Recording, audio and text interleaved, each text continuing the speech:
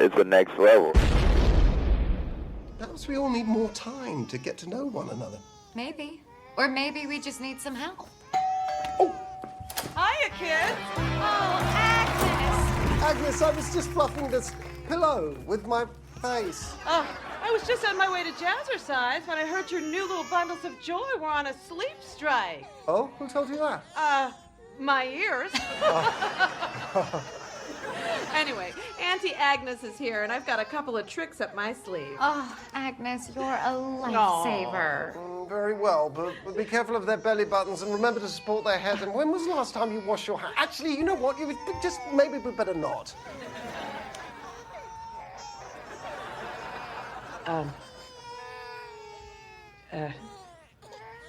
you want me to take that again?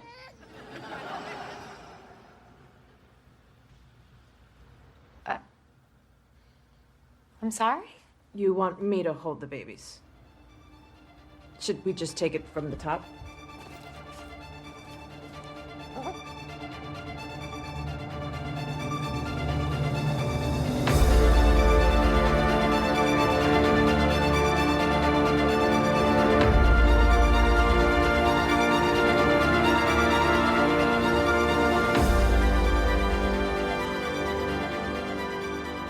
Hey, panelists, welcome back to the show. I'm Mark.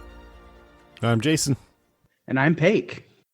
And this is going to be a spoiler-filled episode of Season 1, Episode 5 of WandaVision. And, well, you'll get to hear Snowpiercer Season 2, Episode 2 with Kat and Steve at a little later time. But this time, well, we felt we wanted the need or had the need to actually have two separate podcasts regarding these two episodes because a lot of people are really into it. So to explain a little bit of what's going on, literally, I'm going to let Steve take it away, what he sent us as far as a soundbite. Hey, panelers, this is Steve. I have to eat a little crow. I did say last week I was going to double down on Wanda not being the one who's editing the broadcast, and obviously from this week, we can see that I was wrong. She knows exactly what she's doing. She's controlling everything. She's not in a catatonic state. There may be something more going on, but we'll have to learn that down the road. So, bye for now. And that's what Steve had to offer in the very beginning. So I guess this was his little talk about what we talked about last week. So, but he has another message that we'll send at the very end of the podcast. So with that, we're going to move on, and we're discussing WandaVision Season 1, Episode 5 on a very special episode. So the synopsis of this episode is Wanda addresses Vision's worries when he grows suspicious of the neighbor's strange behavior. But he's a bit there has to be something else involved, in my opinion. Opinions will come later on within notes. So basically, he's very suspicious of Wanda, and he actually does confront her. So with that, we're gonna move on to everybody's first impressions. So Jason, why don't we start with you? Who's a popsicle? Okay, yeah, I'm really digging this series, and it's actually, this is the first time I've gotten to talk about it on a podcast, so I'm excited because it's one of the shows I'm super into right now, and I was looking forward to it, but the idea of it being like sitcom related, it seemed like it could either be really fun or be really weird and not work at all, but I think it's working really well, the mix of genres and styles and everything.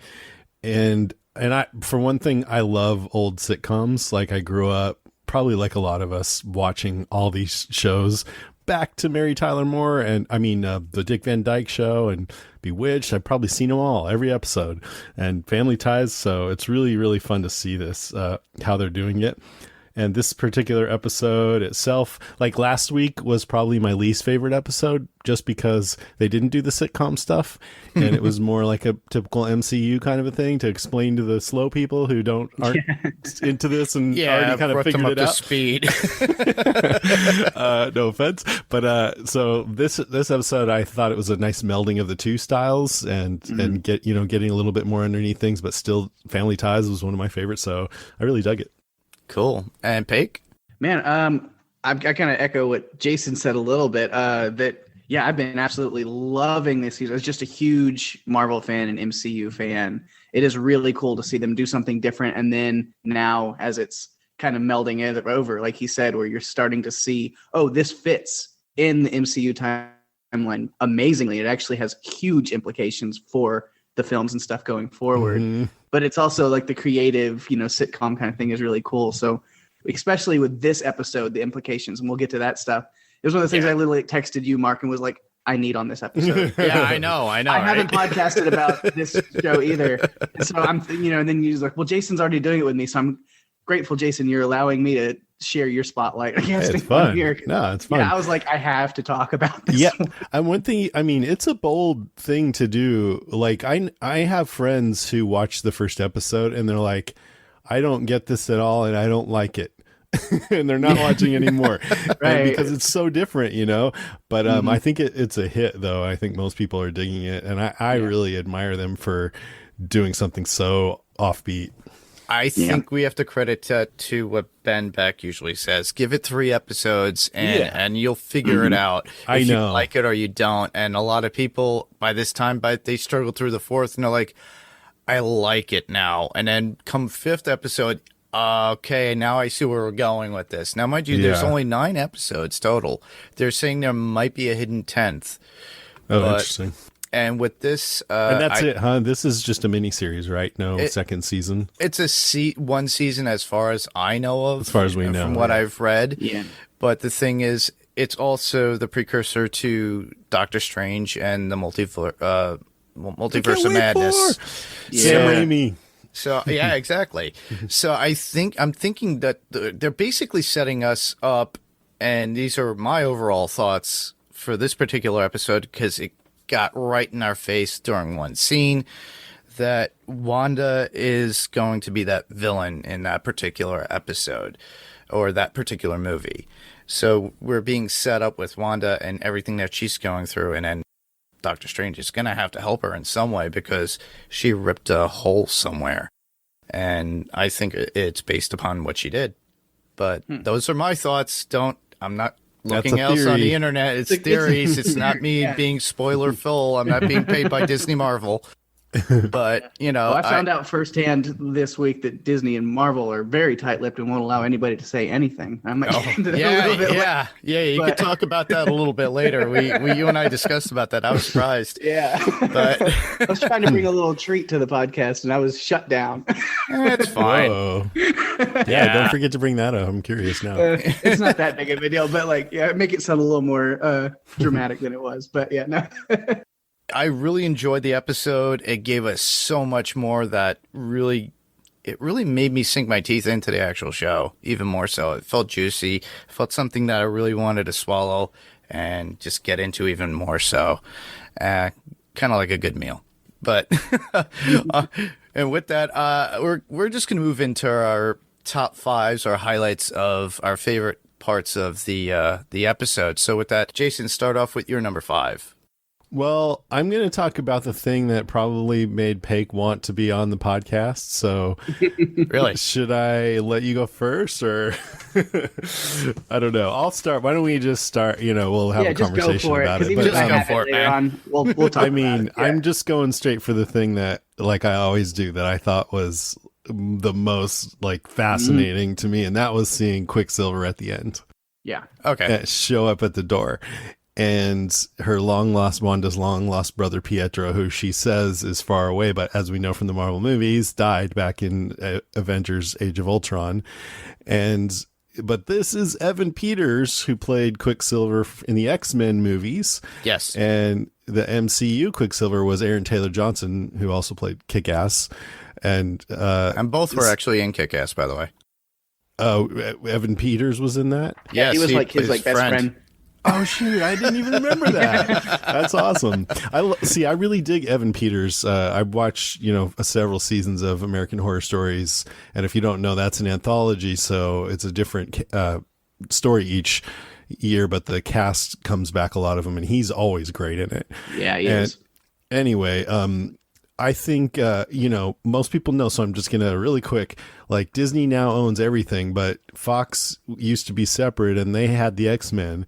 So that was always separate from the Marvel Cinematic Universe.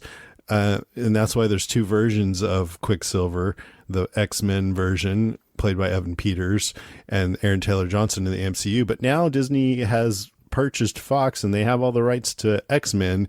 And so, I think this could potentially be their way of bringing Evan Peters into the Marvel universe and dipping their toe into that whole multiverse concept that we know they're about getting ready to get into, as you mentioned, Mark. But I think another reason why I think that might be what's happening is because Evan Peters kicked ass in those X-Men movies. Like, those Quicksilver scenes were the best thing in those movies. I love those scenes. So fun. And so I'm like, but it could just be a tease, or, it could just be a guest starring role that isn't going to mean anything. I doubt it, but you never know. His comic delivery was really good, though, at the very end. He's great. He can handle anything. And just also, if you don't know about the multiverse, I don't know how many people listening are as versed in all this stuff as we are, probably a lot of them. But if you don't know, like in Marvel, there's different alternate realities, and you may have characters that are similar but different, or evil versions of characters or whatever. And so I'm glad, as a sort of a mainstream comic audience, now we're at a point where they've decided we're ready for that in the movies, because I always thought it was a super cool concept. And if they would have introduced that first thing off the bat, it probably would have been too soon. But the Marvel movies are at a point now where it's time to dive in, and we've heard the Spider-Man movie coming up may feature Tobey Maguire and Andrew Garfield versions and go into the whole Spider-Verse concept and all that. So this might be where they're going with it.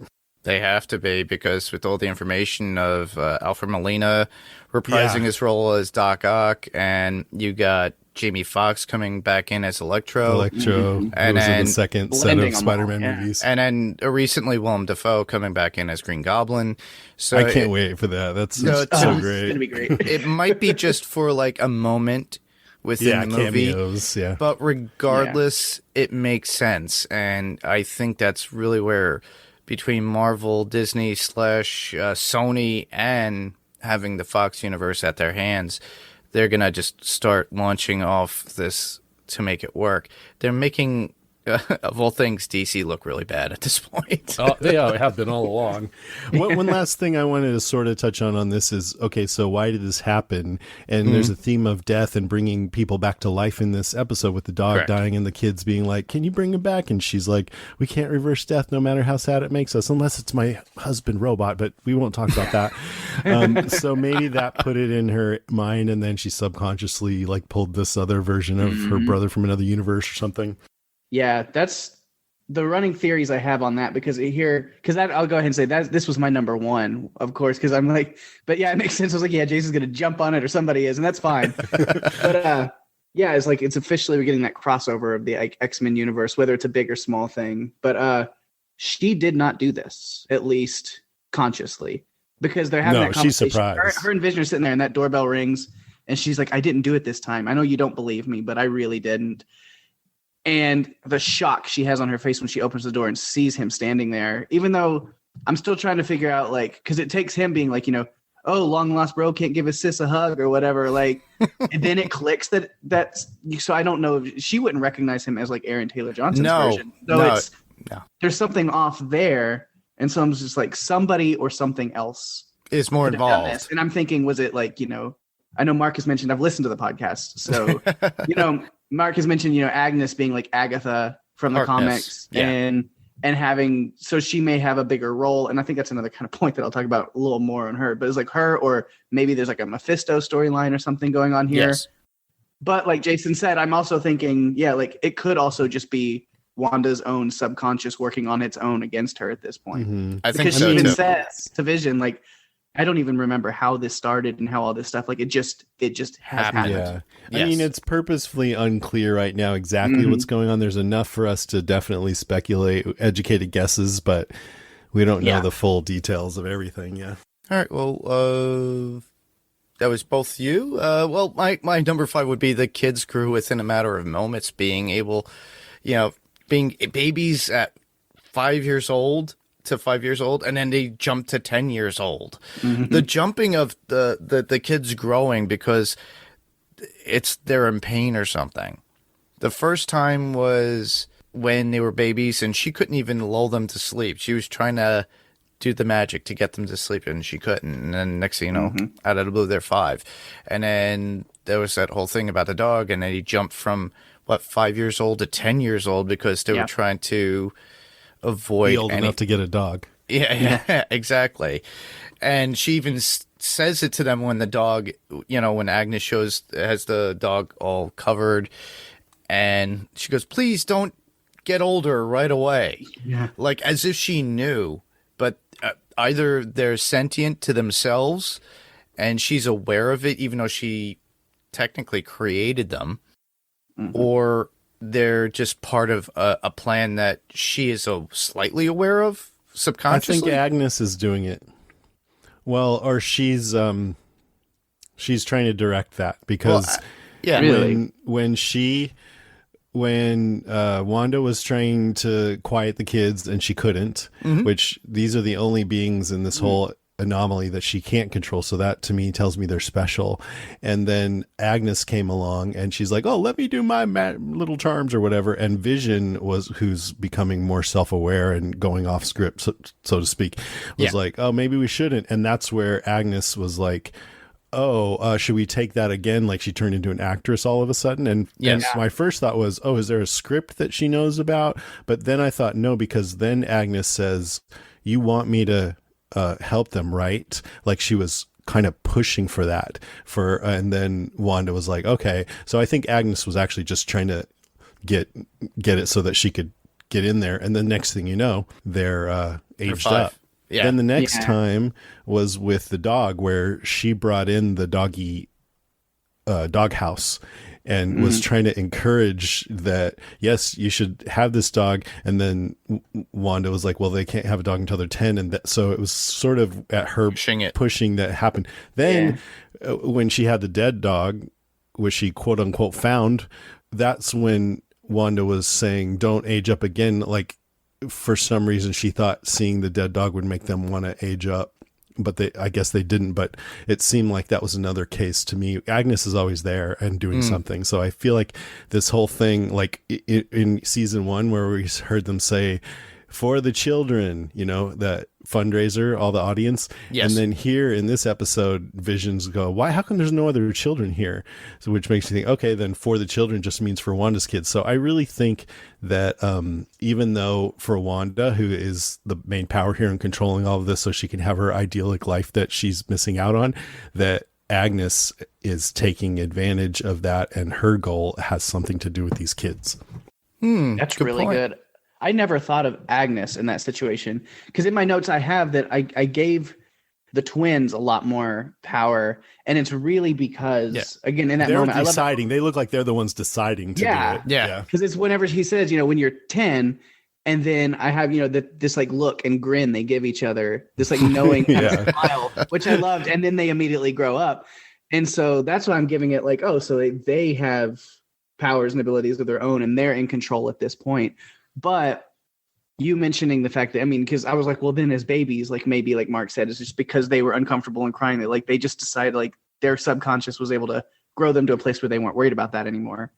But I didn't make that connection or think about the fact that, Agnes is with them at all those times. Yeah. And so that is really interesting, because I know when she tells them don't grow after they find the dog or whatever, and it's like it looks like they're wanting to, and she is, because like you want to run from this feeling. You feel like, oh, you're older, you're more mature, and you're not going to be sad about a dog dying anymore. But sit in this moment, because like grief is fine. Like sometimes it's important to be able to. She's kind of a hypocrite there, but exactly. Plus with Agnes, they were able to pinpoint a lot of people within the town with their identifications. If you look at the boards, not her, she's the only one that they don't have. It's clear now that Wanda is, like Steve said at the beginning, she's controlling. To at least some degree, it feels like she's the main power here. She's definitely aware of what's happening as you see when she walks outside of the anomaly and tells them, "Leave me alone. You have nothing to offer me. I have everything I want." Right. But she tells Vision, I don't know how all this started. So my theory is that yes, she is now aware of it, but somebody else got the wheels in motion, Agnes or somebody she's working with maybe, and they have a different purpose in mind for all of it, and they're taking advantage of her grief. Maybe it was her husband, Agnes's husband, who we never We don't see. Yeah. So there could be something more to that. Mm-hmm. But I'll add to this one because I teased it earlier about the Disney and Marvel thing. Yeah. So here's what my kind of little moment of that is when they grow up older into the 10-year-old versions of themselves. The 10-year-old version of Billy is played by my dude Julian Hilliard. He played Luke, the young Luke, in Haunting of Hill House. Yep. And I didn't recognize him. And Rima got to do a panel with him in Chicago. That's awesome. And it turns out that he lives kind of locally to me, and so I've kept in touch with him, so I kind of know him and his mom, and I'll message them random things, here and there. So we've stayed in touch. So it was a funny thing whenever they grew up to 10, and I was like, Julian. I immediately paused the show, messaged his mom, and was like, "Holy crap, WandaVision! He's in the MCU. This is insane." And I guess they had stayed up to watch the premiere of it whenever it dropped on Disney Plus too, because she messaged me back immediately. She's like, "This is the biggest secret he has ever had to keep in his life." And he's on cloud 9 about all this. But I was just congratulating him. I was like, this is really cool. It's a really cool thing for him. But what I was mentioning, so then I told her, after I messaged you, Mark, and I was like, well, I'm doing this podcast, and maybe I can get some kind of little blurb or, just comment or, voicemail or something from him giving some experience or whatever. And immediately she was like, we are not allowed to say anything. And it was Disney is keeping them very tight-lipped on everything. Even they can't talk even about this episode we've seen because there's some, details that you don't want to be able to slip up or give away, or it's all crossed. So it was she was like, yeah, we can't say anything. So I wasn't able to get really much of anything out of them, but I was like, I'm happy for my dude. That's cool for him. There you go. Yeah. Yeah. No, that's great. I mean, I'm not surprised at all. And when they're able to keep everything under wraps and we get surprised, then that's cool. So I'm not mad about that. It would have been cool to have the blurb or something, but it's cool. Yeah. I was like, if you guys want to, it was I totally get, because I was in my message to her, I even said, I was I don't even know what the logistics of Marvel Studios and stuff have on you guys with that stuff. And she was like, yeah, nothing. I think it's Disney complete, because I think Katie Sackhoff knew a year before she was going to be Bo-Katan, and she had to come out. And I saw an interview with her and Christian Harloff, and she goes, I had to keep that secret. She goes, you don't know how many times I wanted to tell you, and they're good friends. And I'm watching it going, okay, the NDAs for Disney is really locked down. Yeah. All right, so on to number 4 is Jason. Do you add a number 4? Yeah, let me see here. I mean, it was what's going on and how aware of it is Wanda, and I think that's pretty much everything I just went over. So yeah, I just think that she's aware, and she doesn't know how it started, though. She was telling the truth to Vision about that. And I think Agnes is part of why it started, and she's using this whole situation to her benefit, and it has something to do with these kids, which maybe she's going to raise up. Maybe she wanted Wanda to create them, and then she's going to try to use them or something. I don't know. Yeah. Peg? All right. My next point, I just wanted to throw a little, it's just kind of a fun little thing, but the title of the episode itself, which I don't know if we've mentioned yet or not, was, I think you did at the top, on a very special episode is what this is called. And I love that because it's a lot of these sitcom tropes that they are really good at using in this show, because older sitcoms used to use the phrase a lot. It was on a very special episode of ... And it was, you always would preface that airing of that episode then with saying that, because that was the fact that episode would be tackling a sensitive subject of some kind. Correct. And then, there's, certain shows would do that, like drug abuse with, the kind of funny, it's kind of mocked now, but Saved by the Bell doing the caffeine pills episode. Oh my God. Or Silver Spoons doing episodes about child abuse and childhood Tom disease, Hanks in Family Ties, and he's the drunk uncle. Yeah. Exactly. And so they would preface a lot of those with, on a very special episode, because it's going to get into some sensitive topics, and they wanted you to make sure of that. And so the nod to that in this episode is the whole episode deals with the theme and concept of death and grief. And whether it's, between Wanda and the boys with the dog and being you can't just bring back stuff from the dead. Again, you even mentioned that kind of hypocrisy though of what she did to Vision. Mm-hmm. But then even with Pietro coming back, but then that conversation between her and Vision kind of at the end where she's saying like, you know, because of your grief over my death, even though he doesn't really know that, but you know, throwing it back at her that something's wrong, but it's clicking in her head that this is what's going on now is because of what her actions due to her grief. Now there are other innocent people who are suffering and in pain, and Vision's not happy about that. And it's starting to rip this facade and everything's starting to crumble under her. And it's destroying the relationship that her and Vision have that she did all this to like revive and protect. Yeah, and it's like on the very special episodes, that's when the sitcom turned into a drama. Yeah. And that is happening more and more with Wanda's sitcom that she's trying to keep together, but it's getting serious. Yeah, it's too serious for her. Yeah. My number 4 would be, Darcy mentions the Hex, and for those who are comic nerds like the rest of us, that is something that they used to call what Scarlet Witch used to do in the comic with her power. She would hex people. Yeah, like a spell, but here it's like a hexagon, so it's a nice hexagon. play on words. It's a lot of hexagon symbols. We also see a lot of imagery within the episode itself regarding, you'll see M for Maximoff and a W, the M upside down on the chairs behind you. A lot of, like, even within every episode, Ben and I were talking about this one night after like a game night or something, and he goes, no, it's all over. And I'm like, yeah, as you watch every episode, it's always in your face. And I look at it as like House of M. And that was one of the comic runs that they did where Wanda, and I brought it up to Steve a while ago, where Wanda just goes, no more mutants. I think at a certain point there, we're going to get there where she goes, mutants, because these kids have powers, and she's going to want everybody else to have something similar to her own children at a certain point. And then she just creates this world. Or she rips open the Fox universe and we get alternate versions of what we saw, or maybe a different Wolverine, maybe we already got, a Quicksilver. Yeah, I mean, I was thinking, okay, because they got Evan Peters Quicksilver, would that be a way for her to get like Jennifer, what's her name? Mystique? Oh, Jennifer Lawrence Mystique, and Hugh Jackman as Wolverine. But I'm like, I don't think so, because the X-Men movies weren't doing so well towards the end there. Hugh Jackman said he's done playing Wolverine with Logan. Jennifer Lawrence is too big of a star.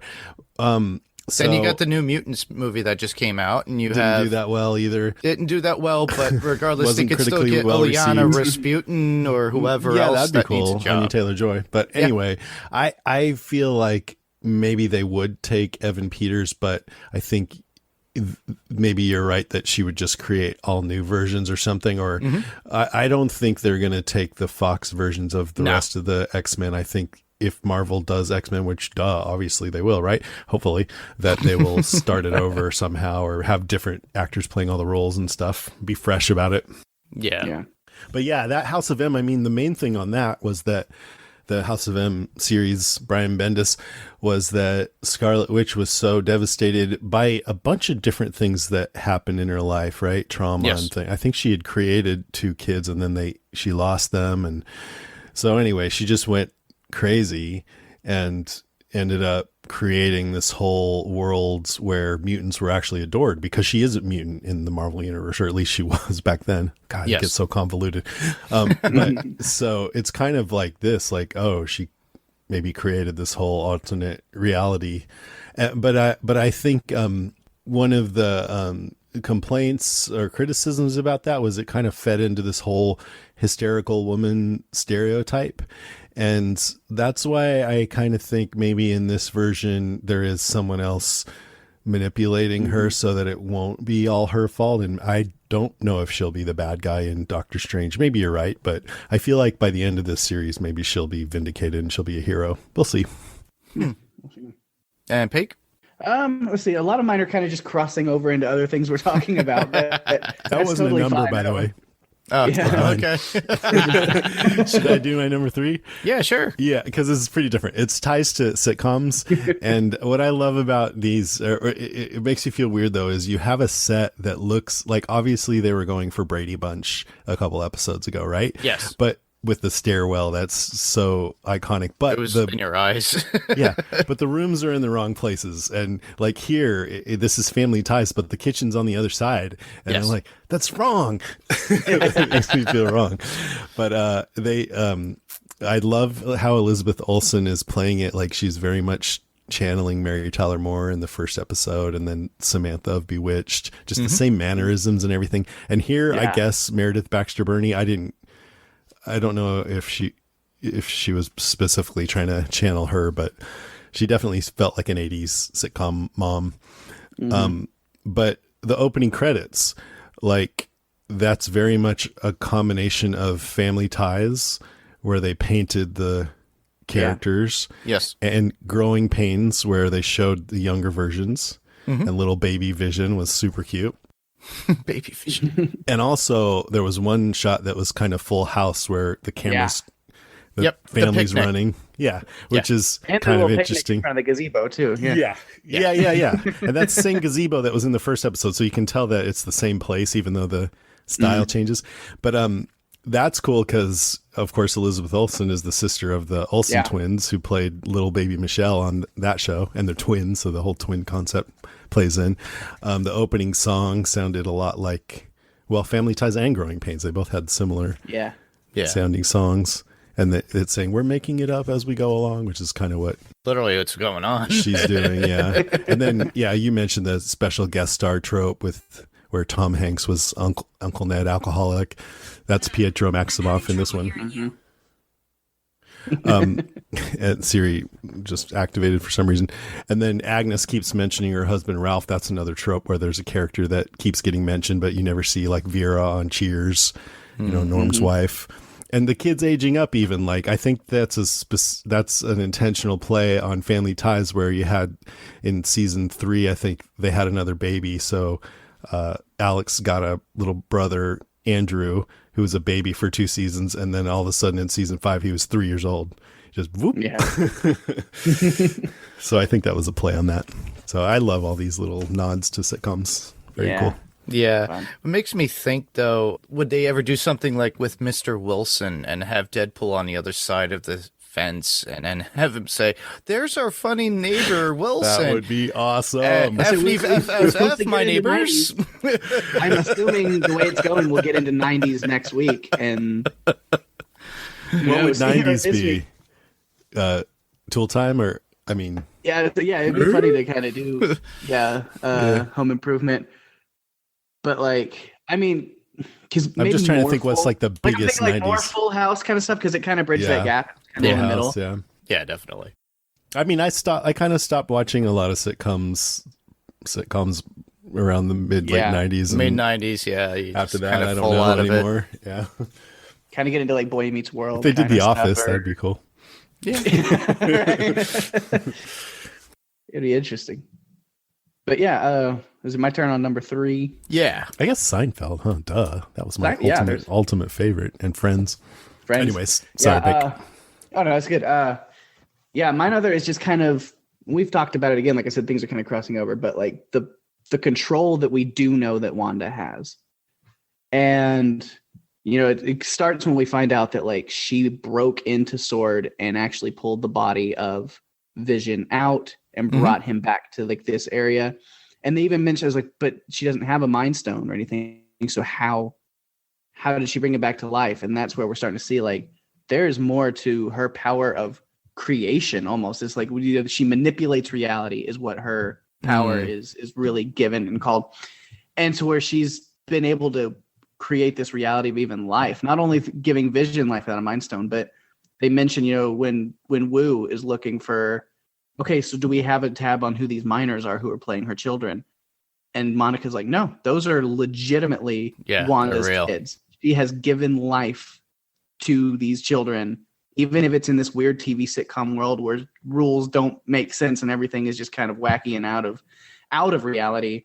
within that reality. Like, no, she is creating life and she's creating things. These children are hers 100%. And that's and you mentioned the Mind Stone. It's interesting because Wanda got her powers from the Mind Stone in the first place. Not the Mind Stone. It was the other one, the Tesseract, or was it wasn't. It was the Mind Stone in the Scepter. Wasn't it that? No, that it was Loki the cube. Had. It was the cube. I'd have to go back. I don't remember 100%. But Loki was looking for was the Tesseract. I didn't write it down, but yeah, she was enhanced because of a particular the stones that Thanos was getting. So with that, and her trying to break the Mind Stone herself and destroy it, probably absorbed some of the power within it. I think, where she was able to manipulate. Some research. He'll get us there. I'm pretty sure he will.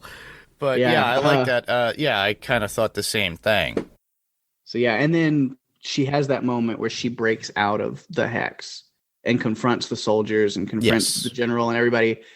And you notice that her Sokovian accent is back in that moment, to where like Jason said, she's channeling these other sitcom mothers and characters, but, with the accent and the way she does it. But as soon as she walks out of the hex and she's back in like our quote unquote real world, the Sokovian accent is back. Her mannerisms like that are back. She's very stone faced and like fed up with it. And then, but you see with her conversation there is, at this point, she's fully aware of what she's doing. How much full control she has. Like we've talked about, like there's another kind of puppet master pulling the strings above her. Correct. It's a very good possibility. But at least the things that she does have control over, she's aware that she has control over them, and she's okay with it because she's trying to keep her world together. And it's starting to crumble with Vision yelling at her at the end, or she's starting to see these little things, but she's still, struggling to hold on as much as she can. And one thing we didn't mention is that we saw in this episode, people are suffering, Yeah. The head of SWORD said that Monica Rambeau told him that it was excruciating and invasive. And then we see that whole scene with Norm at the office where he's just like, get her out of my head. And I thought, it's her, Agnes. But no, I think the way the episode went, and even Vision said later, you can't control me like you're controlling everyone else, that it's Wanda doing it. And she I don't gave him know that look, if she too. knows that it hurts them or not. Yeah. But she gave him a look. The scepter, occasionally referred to as Loki's scepter, was a staff weapon that served as the original containment vessel for the Mind Stone, one of the 6 Infinity Stones. Okay. And then it says, the scepter was confiscated by Hydra, whose scientists use it to give extraordinary powers to the twins Wanda and Pietro Maximoff. So I know the Hydra had the Tesseract, but I'm confused about that. I feel like someone came in and changed reality, and one of us didn't get swept into the new reality. I don't know. Exactly right.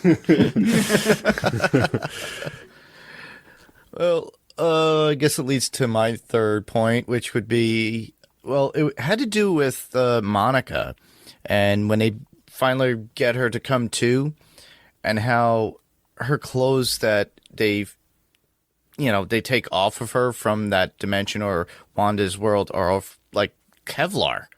Like everything got changed. Even Monica got changed because if you don't recall, they do analysis on her. They do a CAT scan. Everything comes up all crazy. And as we all know, within the comics, Monica Rambeau becomes the new Captain Marvel. And with she's the first female Captain Marvel, I think, in the comics. Because you got Miss Marvel was Carol Danvers. Yeah, Carol's Miss Marvel, and Monica Rambeau was Captain Marvel. Correct. And then she became another hero, Photon or something. And I'm thinking something happened within her to excel her so that she has some sort of abilities, but we don't see them yet. Part of the abilities in the comic was like an EMP or something where it's like electrical and it'll discharge something to disoriented certain things. So this overall analysis of her went bad, and then the funny thing is get reads or scans on her. Yeah, exactly. I think she's been given powers, right? Is that what you're saying? Correct. Yeah. Mm-hmm. And then Jimmy mentions that Captain Marvel could have taken down Thanos, and then Monica gets that look of like, was it something that she had against Carol because her mother got sick? Monica's mother got sick. And she was friends with Carol. And then, it's of all things. And then Jimmy tells her, he's like, yeah, well, Wanda could have just taken down Thanos too. Yeah, and that's it's one of true. my biggest questions from this episode that I'm really curious about. Yeah, because I do love that they mentioned, Wanda or Carol could have taken out Thanos if it was a one-on-one battle, which is fun. Yeah.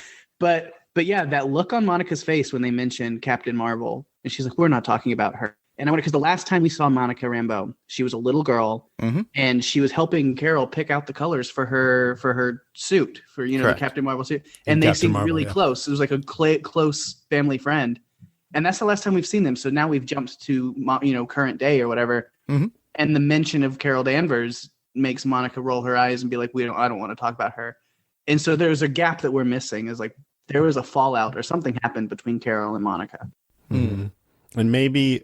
I mean, we don't know, but it might have something to do with her mom being dead, and and her having cancer. Her mother had cancer, and Carol didn't help or something. I don't know. Yeah, or maybe Carol was the cause based on radiation. Who knows? Right. Yeah. Makes it more dramatic. I'm sure we will they get can't that just be answer. friends. Yeah. Well, eventually. They're working on because- Captain Marvel too, and there's all kinds of stuff. So She'll probably be in it. we'll get there. Yeah. She's really cute, by the way. That's neither here nor there, but All right. So, Jason, you had anything on number 2 or no? number 2, comic connections. We mentioned House of M. Have you guys talked about the Visions comic series, Tom King? Not At Vision all? and the Scarlet Witch. No. There's a series from, oh man, it must have been like 7 or 8 years ago now, called The Visions. Tom King. It's the Vision and his synthesoid Robotic family Okay. trying to exist in suburbia peacefully. Wife Virginia, son Vin, daughter Viv, dog Sparky, and it's really gets dark. I mean, you can tell they're drawing from it because he dresses up in his suit and his briefcase and he goes off to work and stuff, but it turns really dark with murder and death and Wow. it's very good though. It's one of my favorite comic series of the last, probably ever. I highly recommend checking it out. I think it's just 12 issues, but they're, as much as they're drawing from House of M, they're really drawing from that too. Yeah. We talked about the Hex thing, and then the last thing I have is just Sword, which was actually created by Joss Whedon for the Astonishing X-Men series. So it was a comic that he wrote. It was a great series too. But there it stood for Sentient World Observation and Response Department, and it was all about focusing on possible alien threats. And I think their base was even on a satellite orbiting the Earth or something. But here it's, instead of Sentient World, it's Sentient Weapon Observation Response Division. I don't know if that means it's got a different, I mean, that purpose. describes Responding Vision to a weapon. Describes Vision to a T. yeah, But even Sentient Scarlet Witch and Weapon. stuff, That's I mean, right. Yeah, like people You're who have right. abilities that could like destroy. I mean, it could be a mutant. All It kinds could of be things, a sentient robot.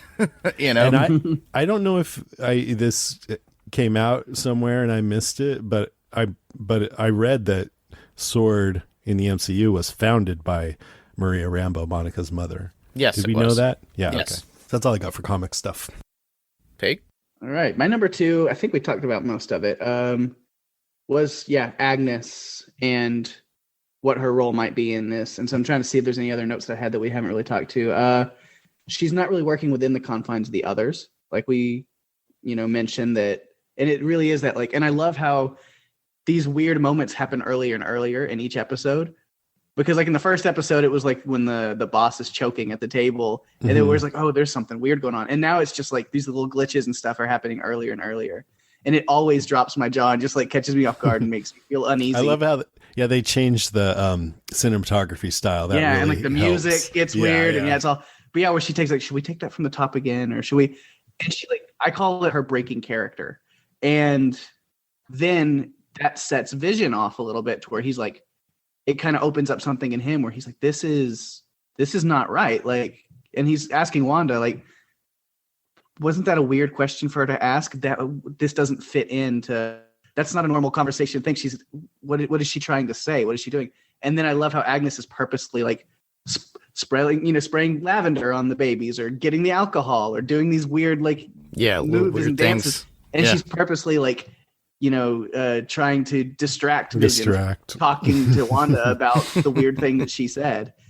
But Wanda also herself has been like, oh, it's nothing. She's a little kooky, but she's here to help, and we haven't slept, so let her take care of the baby. She's a good person. And so you're trying to say, like, who's really, like, how much does Wanda know about what Agnes is?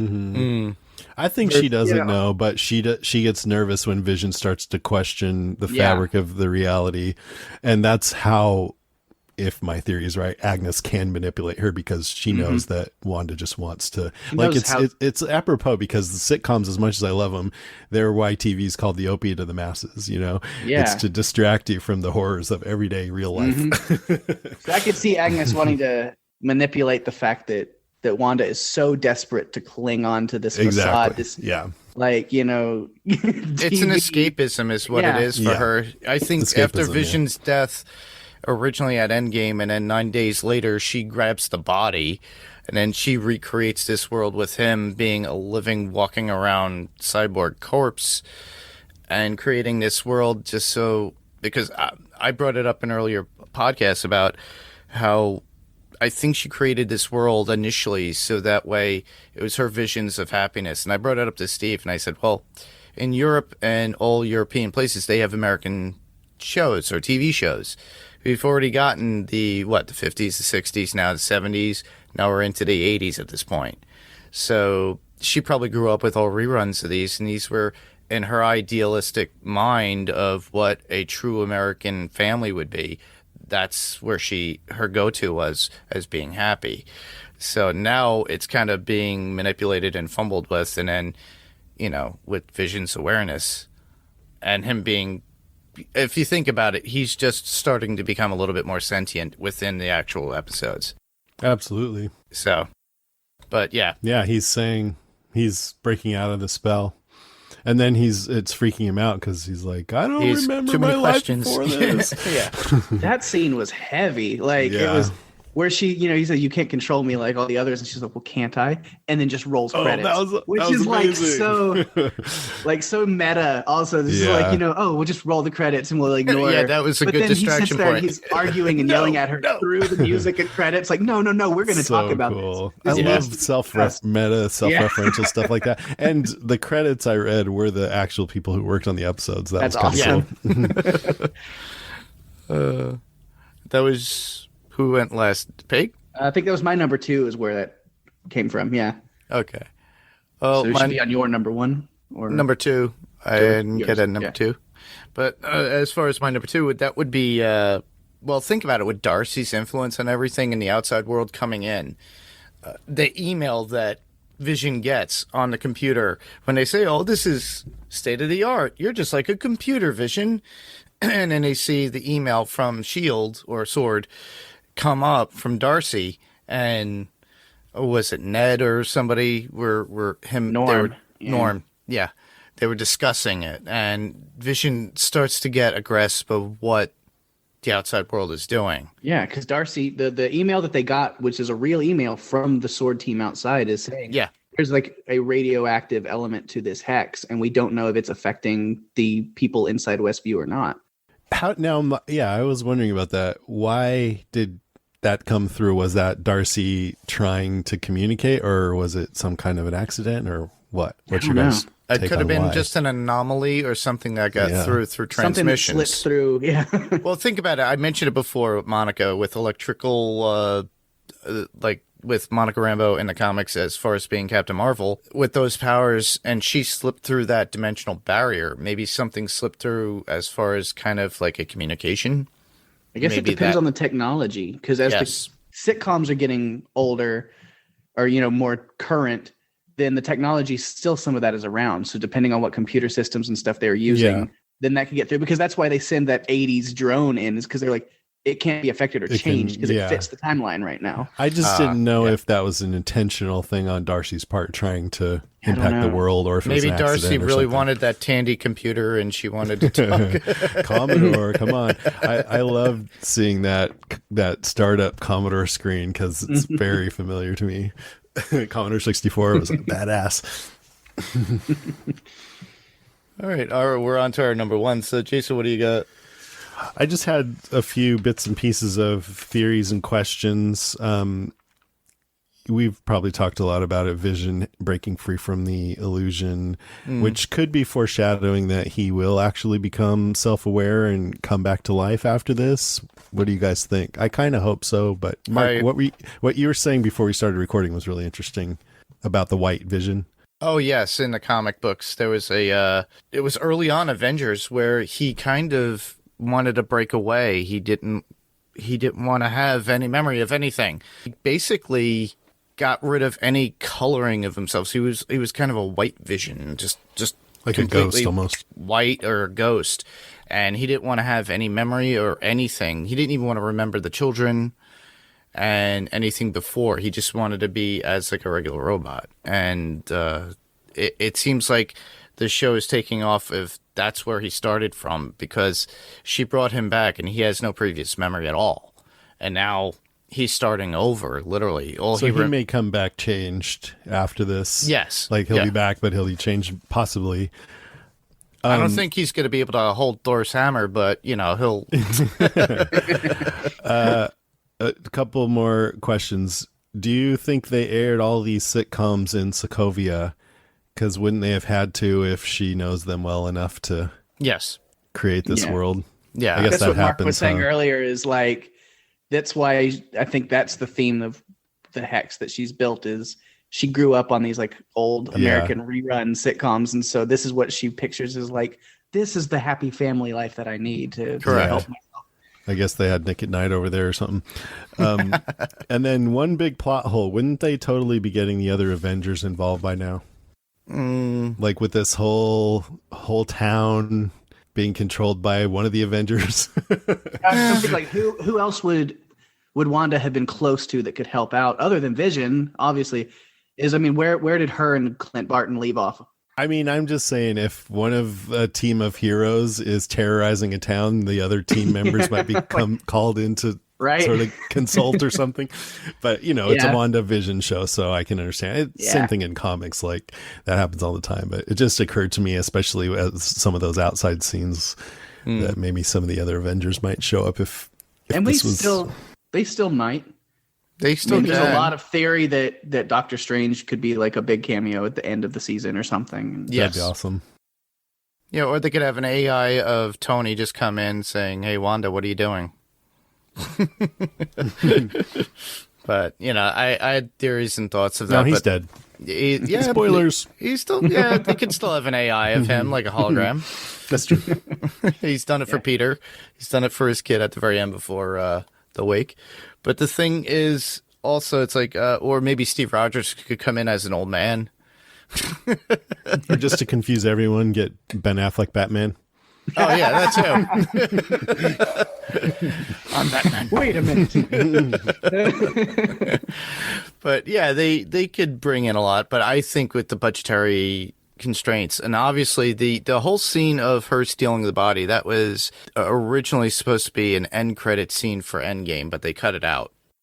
Oh, so they used it for the show. So obviously, so they put a lot of thought into this. They put a lot of thought into it for a while, so that way they could promote it. And even Elizabeth Olsen actually stated, even Bettany said that that's the most acting that they've actually done in all the movies.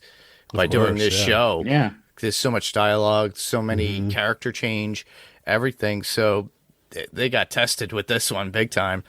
And seeing what we saw, and we'll talk about it later when we talk about trailers that we've seen after Super Bowl, there's a lot more cool stuff that's going to be coming out soon. I did not realize Falcon and Winter Soldier was this soon. Oh, yeah. When is it? Like coming March, up here quick, right? Yeah, right after WandaVision. They pushed it a little bit more. Yeah. Nice. All right. So where are we? What your number ones? Yeah, he just did his number one. So mine, we've already talked about completely with Evan Peters, but I'll throw in another note then if we want to talk about maybe not guest appearances by somebody, but at least maybe a reference. Okay. And so I'll make that my number one, just a quick little when Monica and Darcy are talking and she's saying, I need this whole like system or whatever, like give me like this whole like basically like super high tech lab on wheels where I can roll in there and see what I can get done. But it's kind of a little throwaway thing, but she mentions that she knows an aerospace engineer that would very well be able to help out. And immediately you're like, well, that's got to be Dr. Reed Richards, right? Yes. Mr. Fantastic himself. Mm-hmm. But yeah, I read, but he's a super scientist, not just an aerospace engineer, isn't he? Or I guess they flew out into space and got bombarded with cosmic rays. But man, in the comics, I just think of him as he can do anything. Yeah. But maybe, that would be cool. That's at least, I'm not going to say like that 100% has to be for sure, but like that's exactly where my mind goes, because I know that they are trying to bring the Fantastic Four into the MCU as soon as they can. Didn't they announce a movie? Yeah. Right? Yeah. I think there is a movie that's in the works, so it's like pre-production. Cool. Yeah. And, anybody like been able to cast Reed Richards under the table where nobody's known exactly who it is, that would be an incredible cameo to throw in at the end. Just I know. Oh, by the way, here's our Reed Richards. And Marvel, like anybody who's hears that there's a Fantastic Four movie and go, why do we care about that? Fantastic Four movies suck, because they all have. It's like, no, Marvel will do it right, like they've done with all these, and Fantastic Four can be really great, and they'll do the right thing and cast an old guy like me to play Reed Richards versus these young Reed Richards, which doesn't make any sense at all. Yeah. Although I still love the whole fan casting of John Krasinski. I same really here. love it. Yeah, he could pull it Him and off, Emily Blunt, perfect. But it would be funny though if they do a whole like Fox universe crossover within WandaVision, and they bring Chris Evans as the Human Torch again. Hey, this is our friend Johnny. He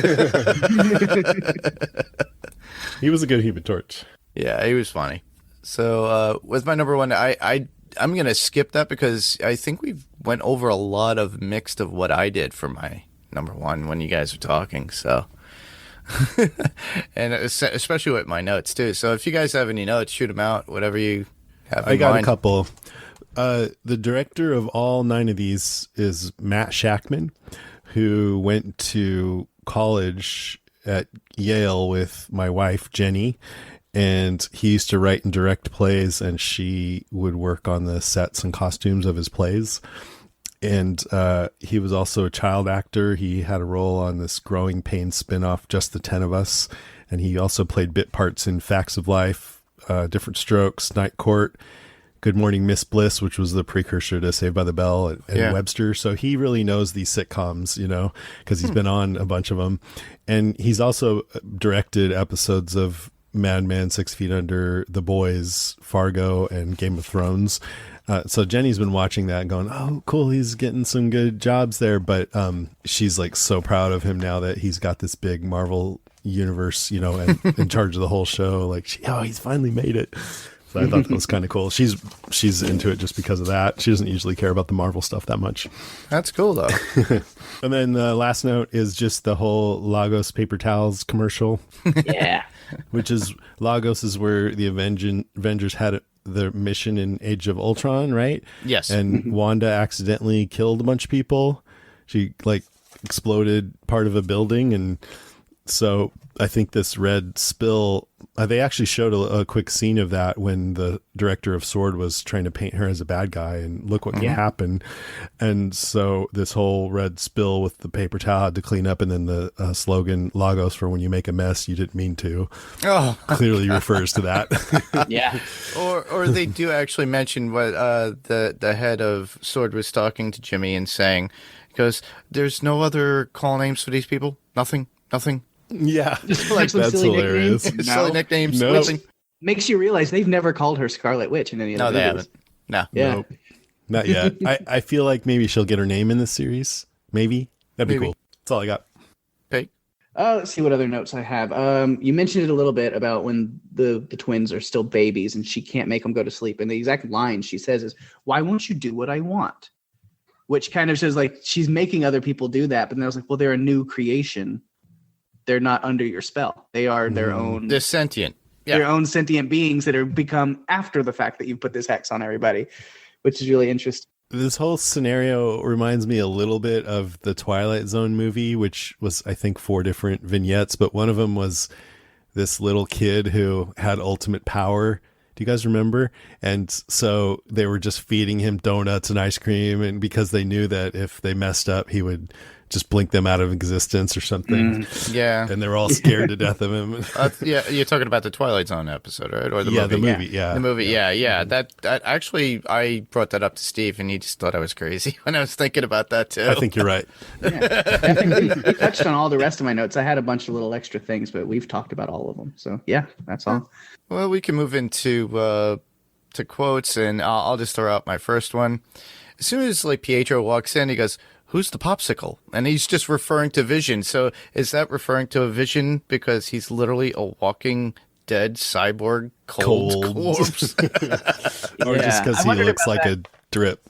Yeah, I think what it was in the story is it's just because he's got this weird pink purple color and he looks like a popsicle. But taking it from the fact of like, oh yeah, he is dead, like this kind of corpse kind of thing, like it could be a nod to that. I don't think that's what he meant. Quicksilver meant, but I think it is. It could be a nod to both ways. Well, they already made the references in previous episode, like with toaster oven, because that's what they used to refer to Vision as in the Avengers. In the comic, yeah, in the comic, saying he's a toaster oven. But just like Battlestar Galactica, the toasters. Yeah, exactly, toasters. Yeah, I mean, I said I like the sitcom format, but I have to say I don't laugh as much. They're not as funny as the old sitcoms, but I do laugh a couple of times.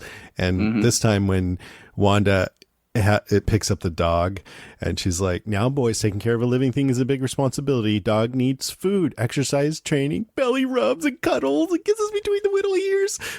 Yeah, that made me laugh. I think I got two more. I just like that Norm refers to Vision as the office funny guy.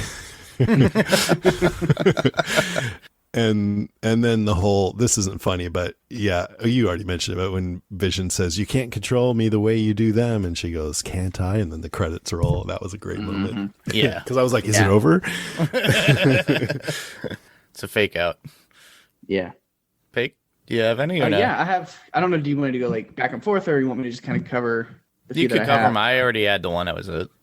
Cool, because again, I like just kind of the little like funny one. So the first one, in like, yeah, it's meant to be kind of cheesy with a laugh track, but some of them I'm still like, it is kind of cute. I don't know. Yeah, It's absolutely. when Agnes walks in and Vision like changes his face immediately, hiding behind the pillow, and he's like, "Agnes, I was just fluffing this pillow with my face." It sounds like something John Ritter would have said in Three's Company. Yeah. The other one that I really liked is kind of a two-parter, but when the kids are standing there, like, washing the dog that they had found, and like, we wanted to keep him, and Wanda walks in and goes, "You two never stay put unless you're innocently forming a human wall in front of the kitchen sink." And then once she picks up the dog, she goes, "Waiter, what's this canine doing in my kitchen sink?" And I think this one was because there was no laugh track that followed it. I think it went under the radar. Most people probably didn't catch it. But she goes, "What's this canine doing in my sink?" And little 5-year-old Tommy quickly responds, "The doggy paddle," which I thought was so funny. That's cool. Yeah, and then the other one that, Jason already mentioned was the Lagos paper towels for when you make a mess you didn't mean to. Well, I have one last one. I'll say it. So tell me, if I were to send an email, where would I put the stamp? And that was Norm after Vision puts him in, back under Wanda's spell, just with the whole computer scene. So it's like goofy and silly, but also really ominous because it's like how quickly he just changes back to like exactly goofy sitcom one-liner. Yeah. He's suffering underneath. And it seemed like he was maybe not fully aware. He was confused. What day is it? I need to call my sister. Yes. Where's my phone? Which he's obviously looking for a cell phone.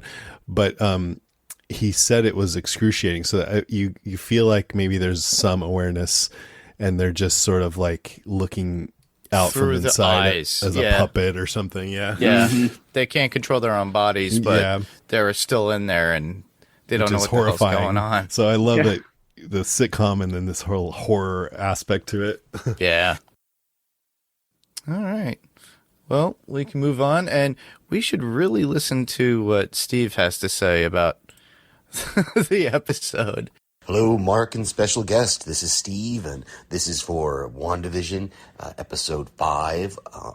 This on a very special episode. I don't know why I can't talk. I just finished it, and wow, so good. I'm just going to say 3 quick things since I'm not on this podcast, but I love the opening credits. It looked like it's a mash of kind of Growing Pains and Family Ties with that painting of the picture and the kit showing the ages of people from baby to where they are now. That's a very Growing Pains opening. And then the house, I'm not sure the house looked like Family Ties, or it almost seems like it's a mishmash of the typical 80s sitcom house. So that was great. And then I'm sure you're going to talk about it because I have no clue what the Logos is. I hope you guys might be able to explain the whole thing, the Logos. We've had Strucker, we've had the first one, and now we have Logos. So, okay, just a quick one, but can't wait to hear y'all talk about it. Talk to you later. Awesome. Well, thanks, I don't Steve. remember the exact circumstances behind Lagos, but I think the point was that there was some shit going down and she accidentally killed some people. Yeah. Well, inadvertently killed people, I should say. Yeah, hence the word accident. All right. Well, with that, we'll move on to some news, and we'll talk about what we saw earlier. We mentioned one, so we got Falcon and the Winter Soldier. We got the trailer for that after the Super Bowl. That was pretty cool, and I thought kind of reminded me of Captain America Winter Soldier, the way that Bucky and Falcon are working together. Maybe it's like Tango and Cash with... Yeah, there's a lot of bickering, which Yeah. seems like it could be fun. Yeah, they're friends, but they're not so friends, and you know, the ending, it's like, are you seriously having a staring contest? How old are you? I wonder if that, too, is going to be related to Captain America choosing to give the mantle, I guess, to the Falcon, right? Yeah. Because in the comics, Winter Soldier got it first. Yes. And so I wonder if there'll be some like hard feelings there or whatever. Yeah, within the past 10 years in the comics, it was handed down to Falcon, though. Yeah, I know. Yeah. Yeah, But Winter yeah. Soldier first. Yeah. Yeah, Winter Soldier definitely was first because Cap had walked away from being Captain America. Steve Rogers walked away and then handed it over to Bucky. No, he got killed. He got shot. Oh, He thought he was dead. Yeah. Yes, that's With when a he time became... bullet or some BS like that. Yeah, and then he became Nomad. That's what it was. Yeah. And there's a few others. I really enjoyed the whole Godzilla versus Kong, so I'm loving that idea. What else came out that I'm forgetting? That was interesting. I know the Fast and There the were any Furious other was Marvel ones, were there? good. Not that I recall. But yeah, I thought it'd be pretty cool to bring up because there are going to be multiple more of these trailers coming up. I saw one that I thought was Marvel, but it wasn't. It was a She-Hulk one, and then Ben corrected me, which is pretty cool. But it looked kind of pretty cool because it has Like a Tatiana fan Ali. trailer for it. Yeah. Oh. Aslani. Tatiana Aslani was in it. I can't wait to see I don't know that. if it was a mix match, but whoever did it really well. Yeah, that's one of the ones. She-Hulk and What If are two that I'm really looking forward to. WandaVision was the other one. Yeah. Now we got another. And I don't know if you've talked about it. They did announce, I mean, we don't have a date or anything, I don't think, but they are going to do another like Wakanda, kind of like Black Panther Disney Yes. Plus series as well. Yeah, there's a Wakanda-based Disney Plus show. Yeah. Yeah, that's new news, huh? Yeah. I mean, yesterday I didn't even know it was the Super Bowl. Someone's like, "Happy Super Bowl Day," and I was like, "Oh shit!" And then I just couldn't stop thinking about that one "What We Do in the Shadows" episode where they went to a Super Bowl party hoping to see a superb owl. A superb owl.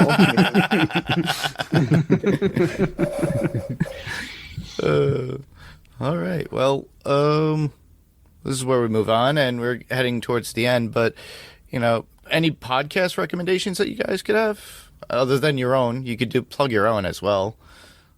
I mean, my favorite podcast right now is I think it's the most popular podcast that there is. It's The Daily from the New York Times, and it's every day 30 minutes focused on some topic of national relevance. It's a lot of times political, but they talk about other things too. One favorite recently was all about the sense of smell because of COVID taking away people's sense of smell. So talking to different people about that. And this Sunday they had The Many Lives of Stephen Yun. So it was all about Stephen Yun from Walking Dead, Biden's climate plan, what QAnon followers are doing now that their theories have been proven wrong. Dr. Fauci talking about what it was like to work for Trump, and just all kinds of different, really, I find it all fascinating. So I think it's really well done too. Cool. And it's only 30 minutes. Yeah, but it's every day, but yeah. That's cool. Get you 30 minutes of information every day. That's pretty cool, though. Pig? Oh, man. As far as my podcast listening, if it's not like stuff within Podcastica, And Friends. Next Level Radio, and Pirate Core.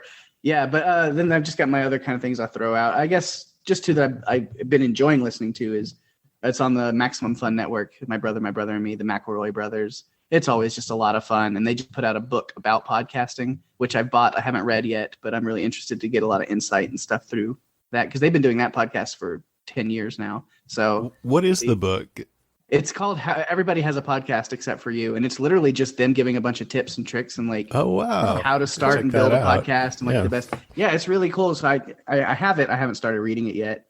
And then I'm a wrestling fan. I love like AEW wrestling stuff. So there's a new podcast called Wrestling with the Week, and it's AEW wrestler Scorpio Sky and Rooster Teeth Funhouse, James Willems working together, just talking about pop culture and wrestling and sports and everything else. Because they're two totally opposite people who were complete strangers when they started the podcast. And so they're like learning about each other and like talking about their favorite pop culture things with each other. And it's kind of fun.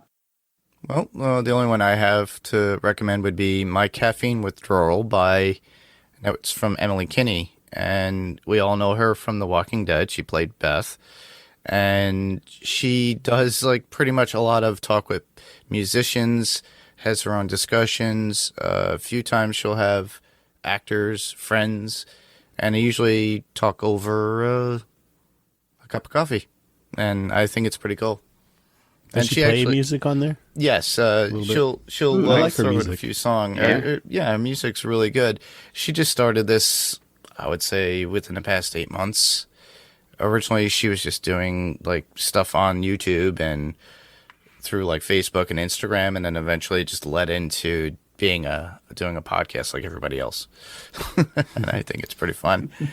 But it's nice to see that she keeps herself occupied, gets her music out, and she gets all her friends involved, and they do a live like musical performance. And I thought that was pretty cool. That's cool. Yep. Well, we're coming to the end, so to submit your feedback, you could always go to our Facebook page. That would be facebook.com/panelstopixels. And you could just leave a message below for every time we submit something we're gonna be covering. Obviously, next week we'll be covering WandaVision Season 1, Episode 6, and Snowpiercer Season 2, Episode 3. So keep in mind, there might be 2 separate posts. So for whatever you're going to be commenting on, just look at the image and know it from whichever one it is, and just put your comment below and we'll read it.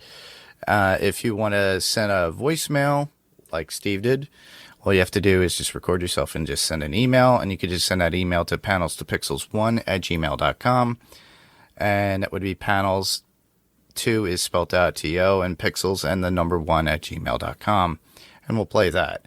And you could hear us on Google Play, Apple Podcasts, or Spotify right now.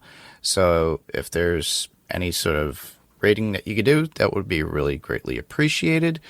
And if you want, you could always check us out on YouTube, and we could be found on YouTube just by searching for Panels to Pixels Podcast. And if you could be so gracious, just give us a thumbs up, or, if you really like us, just subscribe. And that helps us along the way. So next week, we'll be continuing our coverage with WandaVision Season 1 and going into Episode 6. And like I stated, Steve will be covering Snowpiercer Season 2, Episode 3. And I believe Daphne will be on with him to cover that. And next week, Ben and I will be on, and hopefully, maybe we'll have another guest here today, just like we did. We got 3 of us here today. So with that, where else can listeners hear you guys? I'm at podcastica.com. I'm on Walking Dead Cast, where we just did Queen's Gambit, Karen and I. the Netflix series.